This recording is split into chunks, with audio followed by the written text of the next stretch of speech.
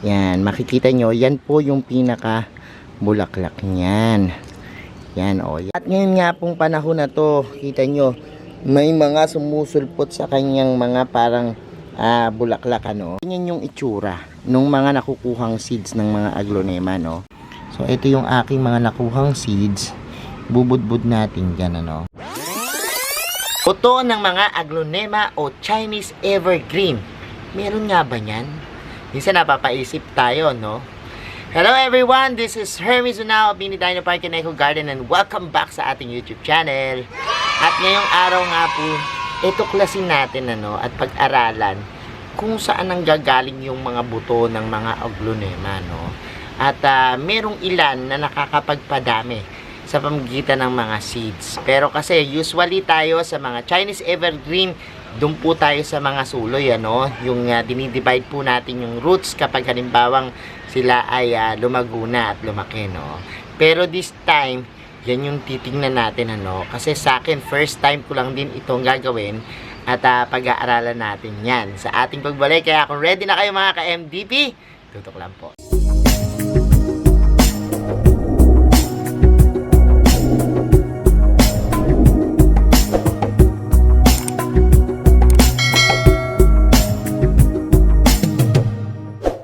And we're back mga ka-MDP at ngayon nga pong araw na ito, tingnan natin yung mga aglonema natin, ano, kasi talagang hindi ko tinatanggal yung mga bulaklak na yan. At usually yung iba sinasabi na kapag namulaklak daw po yung aglonema, kailangan putulin kasi nakakaagaw ng energy ng plants para mas lalong gumanda yung dahon at dun mapunta yung sustansya. Pero ako, hinahayaan ko lang po sila, no, dahil nga iniisip ko kung ano yung kanilang mga significance dahil ginawa yan ng Diyos para dyan at yung forma niya talagang nakatadhana na, no. Kumbaga, destiny na tubuan talaga sila ng bulaklak and ano yung purpose nila sa mundo. Yun yung aalamin natin, ikutin natin at tingnan yung ating mga aglonema ditong alaga sa garden. Aglonema o Chinese evergreen, isa sa mga popular na house plants, ano. At ngayon nga pong panahon na to, kita nyo, may mga sumusulpot sa kanyang mga parang bulaklak, ano. At pansinin nyo, baka yung mga nagmamature nyo ng mga aglonema, ayan yung aking mga aglonema dyan, meron na ring mga bulaklak, ano. So, tingnan natin. At yan, yung mga iba't ibang varieties ng mga aglonema, no. Madalas makikita nyo, meron parang bumbilya, no. Hanapin natin ngayong araw na ito. Ayun, doon sa banda doon, puntahan natin na malapitan. So, ito, inaayos ko kasi yung ating vertical garden. Binaba ko yung ibang mga aglonema doon para madaligang mabuti kasi dito hindi inaabot ng tubig masyado. Ngayong magtatag-init, kailangan nilang madaligan ng maayos, no. And ito, yung nasa vertical garden natin, ganyan po yung itsura, no, ng bulaklak ng mga aglonema. Actually, ang tawag po dito ay inflorescence, no. Doon po sa pinaka yan, pinaka gitna niyan, nababalot nitong puti na to, may bulaklak po yan, ano. Sige, tanggalin natin ito. And although hindi pa ito bloom na bloom, papakita ko sa inyo, no. Tanggalin natin yan at yan, makikita nyo, yan po yung pinaka bulaklak niyan. Yan, o, yan, no. Tapos yan po, meron kayo makikita dyan bilog-bilog, ano. At yan, matagal ko na yan tinitingnan and iniintay ko silang matuyo. Although ito, pag ginanyan, akala ko before baka meron yung mga fallen or merong something hindi ko makakuha ko ng seeds, ano, pero wala akong nakikita. At yan nga yung nakikita natin sa kanila na mga nangyayari, no, do sa bulaklak. Ang tawag dito is fluorescence, yun yung pinaka flowers niya. Ito ngayon, tingnan natin kasi iniisip ko before na magpatuyo ng ganito, no, at paano kaya ako makakakuha ng seeds, no. So tingnan natin at in-experiment at inobserbahan natin yung mga pangyayari sa kanya. Ngayong araw na to, samahan nyo ko dahil meron akong mga halaman na talagang sinadya kong matuyo yung mga ganito niya.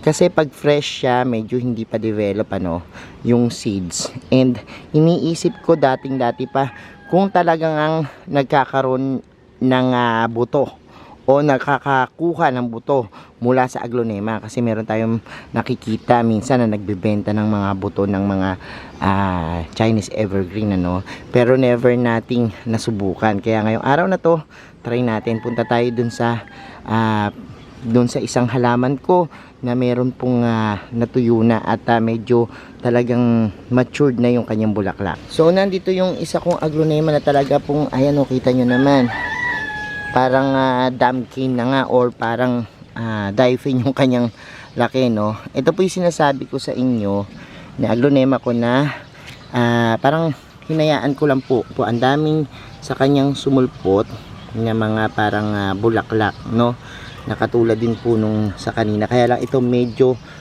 ganyan, may pagkapayat so ganun din naman siya, fluorescence, and ayun yung kanyang bulaklak parang sa peace lily.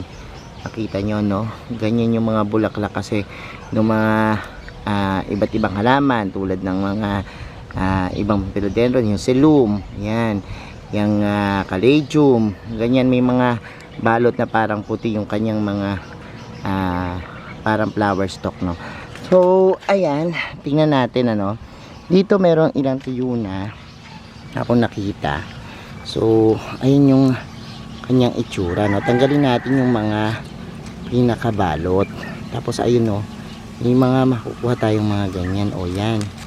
So parang bilog-bilog na puti at yan yung iniisip natin na seeds ng mga aglonema. So tanggalin natin yan, and ayan, sabi nung iba mas maganda daw kung fresh makuha ito mga fresh pa naman to, at yung pinakabalot lang yung pinaka medyo dried so yan yung nasa pinaka ilalim at nakita natin yan yung tumubo.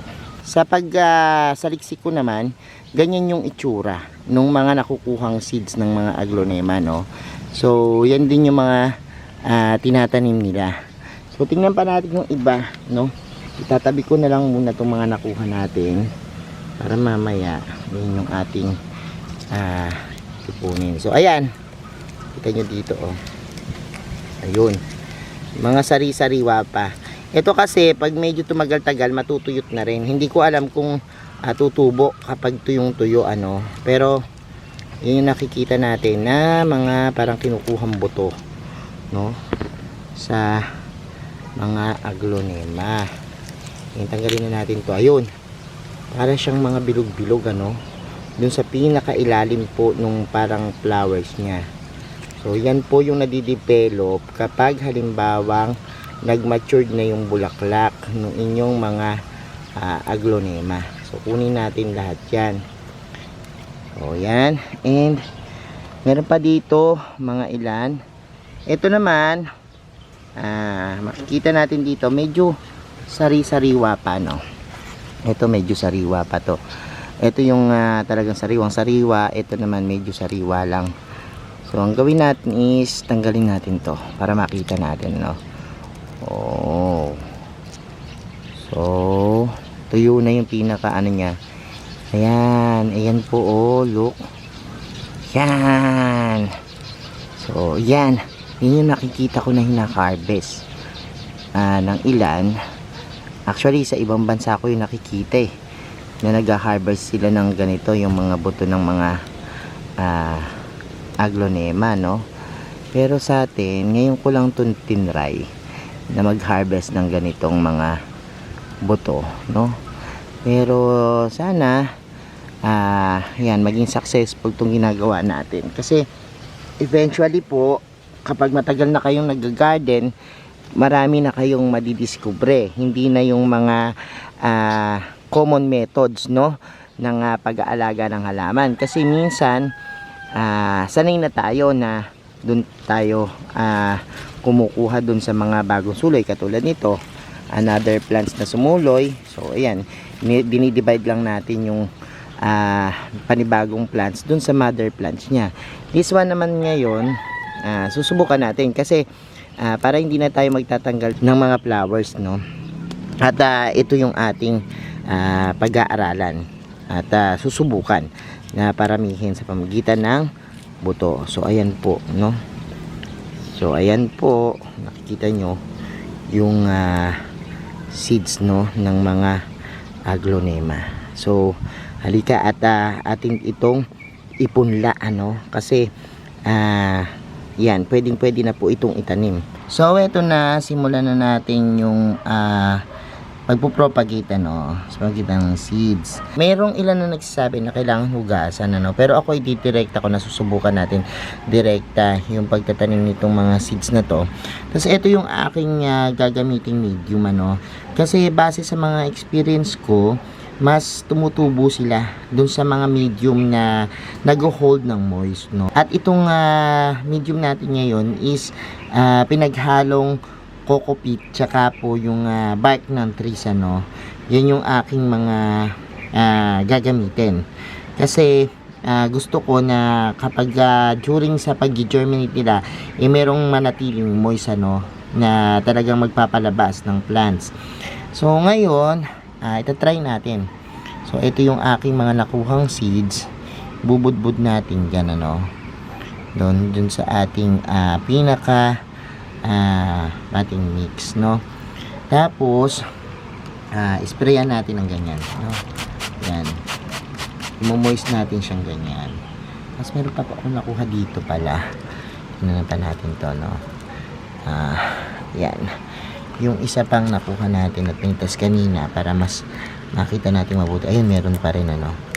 So may makukuha pa tayo ng mga parang seeds, and yan, kuhanin natin to.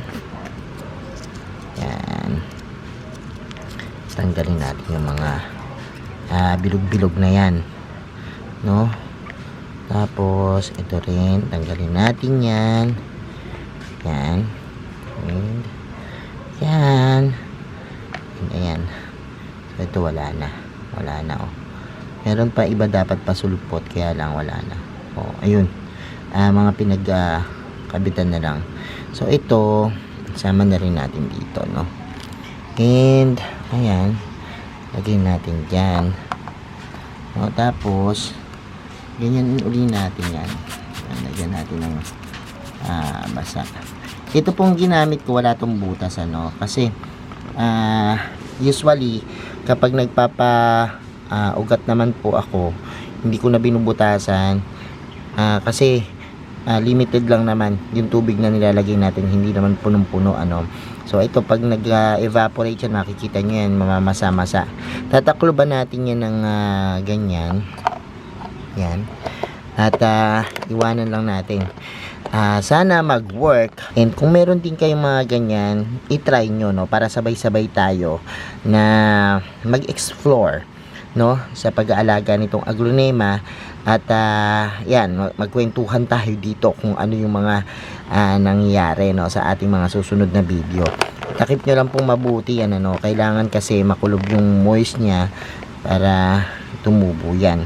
At titingnan natin kung ano yung mangyayari dito sa mga nakuha nating mga bilog-bilog, no, na mga seeds ng mga aglonema, no. At bibigyan ko kayo ng balita tungkol dito. So ayan mga ka-MVP, napanood nyo na po yung ating video for today at nakita nyo po, ano, yung ating ginawa. And yung mga may experience na po dito sa pag-propagate ng mga aglonema galing sa seeds, pa-check po, no, kung tama yung ginawa natin. Comment nyo lang po dyan. At comment nyo na rin po yung mga practices nyo, no, para mabasa ng iba nating viewers na sa gayon, pare-pareho po tayong matuto, no, at malaman po natin. Thank you so much sa inyong panonood ngayong araw na ito. Sa mga hindi pa po nagsasubscribe sa ating YouTube channel, kung bet na bet nyo po yung ganitong usapan, plants and gardening, at kung gusto nyo matuto ng tungkol sa mga halaman, makadiskubre ng bagong kaalaman, pindutin lang po yung subscribe button pati notification bell para laging updated sa aming latest uploads. Pati po sa iba't iba nating social media accounts, sa ating TikTok, Instagram, Facebook pages, search lang po Hermes Sunao or Mini Dino Park in Eco Garden. Makikita nyo na po yan. Salamat ng maraming mga ka-MDP, and this is Hermes Sunao nagsasabi sa inyo ng happy planting. Bye-bye!